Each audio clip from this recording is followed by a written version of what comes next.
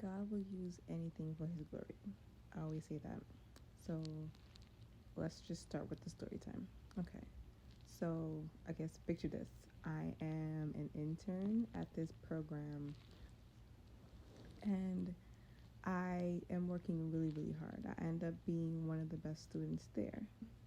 It helps you to learn new skills and to learn business jargon. Based on your performance, they place you in a particular space to intern. And these are big, Fortune 500 companies. Yes, these giant companies, right?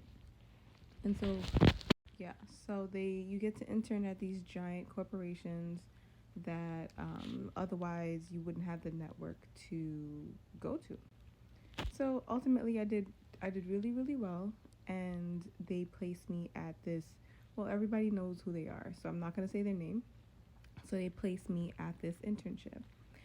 I didn't know this at the time, but I was placed there because the intern before me was not did not do well.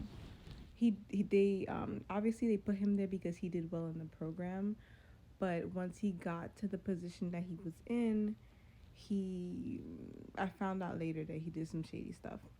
So upon entering this position, this internship, I didn't realize that they sent me in there because I had done so well. They sent me in there to do damage control, to basically fix what this dude broke, because ultimately they were actually thinking about ending the program altogether for students, and I didn't know all that. And I walked in just completely blind to all of that. I go to this internship and I remember at some point that I have a complete meltdown. Like, they would judge my behavior even though I didn't have any like behavior that they could like judge based on what this person did prior.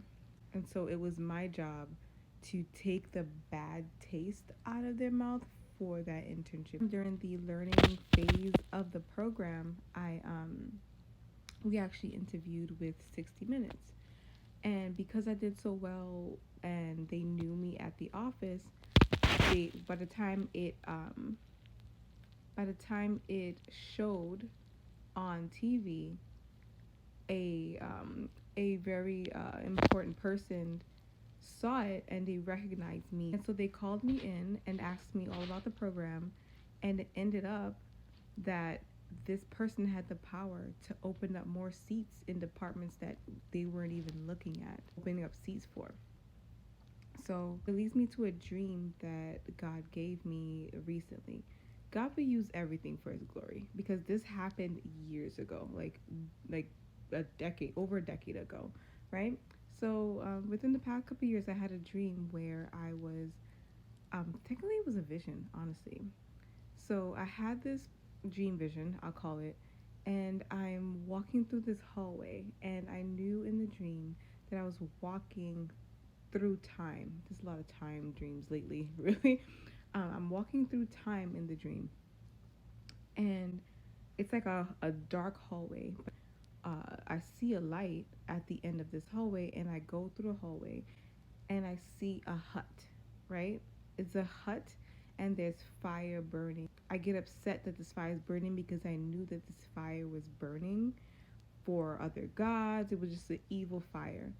So I thought that dream was simply about addressing the voodoo in my lineage and addressing the generational curses that may have arrived due to the magic that was in my line. But it was so much more than that because God was bringing that dream and what happened when I was in that internship together, right? So what happened in the internship is like I had a whole meltdown.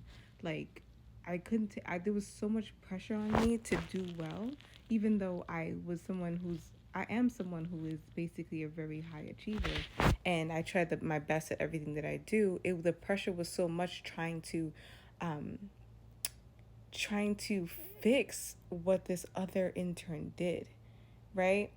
And because they had a view of me that wasn't true of me. It was based on what they had experienced for somebody who was similar to me, who had a similar title, right? So at the end of it, not only did I change how they felt about me, I changed how they felt about the program enough that when they saw me on that television program, they made it a point to come visit where I used to intern at and open more seats for young adults who would never have had the chance had they not sent me in to do damage control. And even now, which is probably a decade later, there are people still interning at this place that don't even know my name. I have decided that with this vapor that I have, the word says that this life is like a vapor, right? It is a vapor because it's here today and gone tomorrow. I have decided that with what I do here with my vapor will affect people that don't even know my name. The previous generations didn't think through a lot of things, and unfortunately, they did behave selfishly. They did things and moved in certain ways that created cycles that only the hand of God can change. But He needs a vessel to stand in the gap and do it. And chain breakers, I'm talking to you. You're going to get bloody. You're going to have meltdowns. It's going to be hard. You have to get bloody and break through the window so that people can just jump on in, whether you get the credit or not.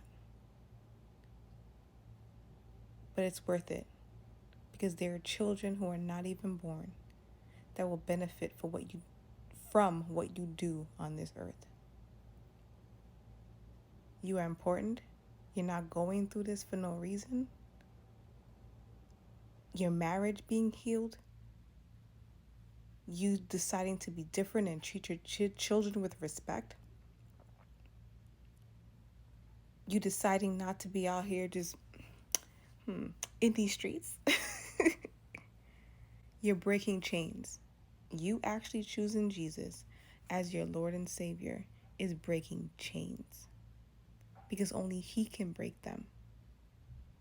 You are the vessel, and it is worth it because there are people who would not have had a chance to do what you did without you going for it first. Hold on tight. Know that what you're doing means something. It's not easy. Breaking chains is not easy. It hurts. It's hard. But it's worth it. Love you guys.